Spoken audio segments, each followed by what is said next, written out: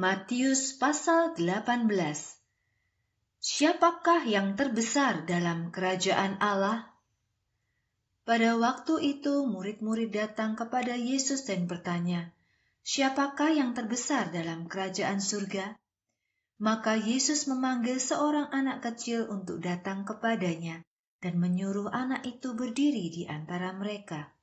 Lalu ia berkata, "Ketahuilah, kamu harus mengubah cara berpikirmu dan menjadi seperti anak-anak kecil. Jika tidak, maka kamu tidak akan pernah masuk ke dalam kerajaan surga. Orang yang terbesar dalam kerajaan surga adalah orang yang merendahkan hatinya seperti anak kecil ini. Dan siapa yang menyambut anak kecil seperti ini dalam namaku, ia menyambut aku." Peringatan Yesus tentang penyebab dosa. Akan tetapi jika ada seseorang yang membuat salah satu dari anak-anak kecil yang percaya kepadaku ini berbuat berdosa, lebih baik jika leher orang itu diikat dengan batu gilingan yang berat dan ditenggelamkan ke laut yang dalam. Celakalah dunia ini, karena ada banyak kesesatan yang membuat orang berbuat dosa. Memang, kesesatan itu harus ada, tetapi celakalah orang yang menyebabkannya. Jika tangan atau kakimu membuat kamu berdosa, potong dan buanglah tangan dan kakimu itu. Lebih baik kamu kehilangan tangan dan kakimu, tetapi memiliki hidup yang kekal daripada mempunyai tangan dan kaki, tetapi dibuang ke dalam api neraka yang abadi. Jika matamu membuat kamu berdosa, cungkil dan buanglah matamu itu. Lebih baik mempunyai satu mata, tetapi memiliki hidup yang kekal, daripada mempunyai dua mata, tetapi dibuang ke dalam api neraka. Jangan sekali-kali kamu meremehkan salah satu dari anak-anak kecil ini.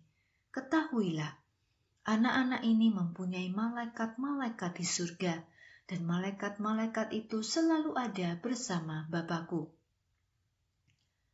Anak manusia datang untuk menyelamatkan orang yang terhilang.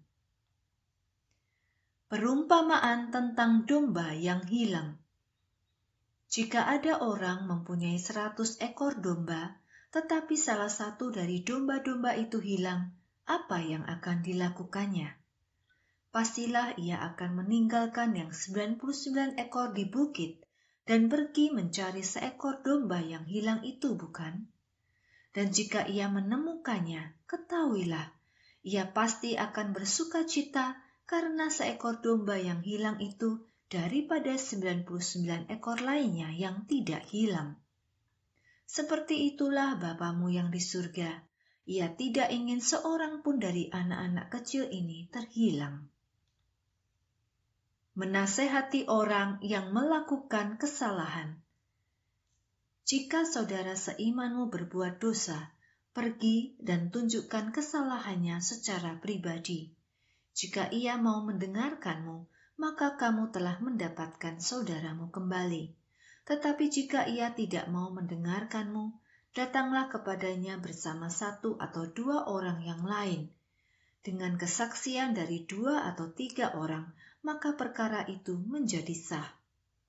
Jika ia menolak untuk mendengarkan mereka, maka beritahukanlah hal itu kepada gereja.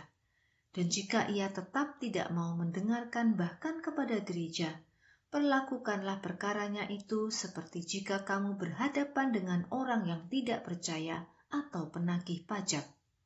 Sesungguhnya, apapun yang kamu ikat di bumi akan terikat juga di surga, dan apapun yang kamu lepaskan di bumi akan terlepas juga di surga. Dengan kata lain, jika ada 2 orang yang sepakat tentang sesuatu yang kamu doakan, Bapa-Ku di surga akan mengabulkan doamu. Sebab di mana ada 2 atau 3 orang berkumpul dalam nama-Ku, di situ Aku ada di tengah-tengah mereka. Perumpamaan tentang pengampunan. Kemudian Petrus datang kepada Yesus dan bertanya, "Tuhan, sampai berapa kali aku harus mengampuni saudaraku jika ia berbuat salah kepadaku? apakah sampai 7 kali? Yesus menjawab, Aku berkata kepadamu, kamu harus mengampuni mereka lebih dari 7 kali. Ampunilah mereka sebanyak 70 dikalikan 7 kali. Jadi kerajaan surga itu seperti seorang raja yang mengadakan perhitungan dengan pelayan-pelayan yang berutang kepadanya. Ketika raja mulai mengadakan perhitungan, dibawalah kepadanya seorang pelayan yang berhutang 10.000 talenta. Karena pelayan itu tidak mampu membayar utangnya, maka raja memerintahkan dia supaya menjual semua miliknya, termasuk istri dan anak-anaknya. Uang hasil penjualan itu akan dipakai untuk membayar utangnya. Tetapi pelayan itu langsung bertekuk lutut di hadapan raja dan memohon, Kasihanilah aku. Aku berjanji akan membayar semua utangku, tetapi berilah aku waktu. Maka sang raja menjadi kasihan kepadanya. Karena itu ia membebaskan pelayan itu dari segala utangnya dan mengampuninya. Tetapi setelah itu, pelayan yang telah dihapuskan utangnya bertemu dengan pelayan lain yang berutang 100 dinar kepadanya. Ia menangkap serta mencekik orang itu dan berkata, Bayar utangmu sekarang. Pelayan yang berutang itu bersujud dan memohon, Kasihanilah aku berjanji akan membayar semua utangku. Tetapi pelayan yang pertama itu menolak permintaannya. Ia bahkan menjebloskan pelayan yang berhutang kepadanya itu ke dalam penjara sampai ia melunasi semua utangnya. Pelayan-pelayan yang lain melihat kejadian itu. Mereka sangat kasihan melihat temannya yang dipenjara. Lalu mereka melaporkan kejadian itu kepada raja. Raja terkejut.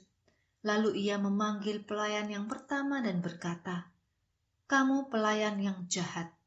Aku sudah menghapus semua utangmu karena kamu memohon belas kasihan kepadaku.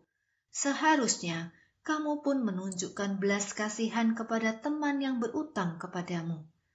Raja itu sangat marah. Karena itu ia memerintahkan agar pelayan yang jahat itu dipenjarakan sampai semua utangnya lunas.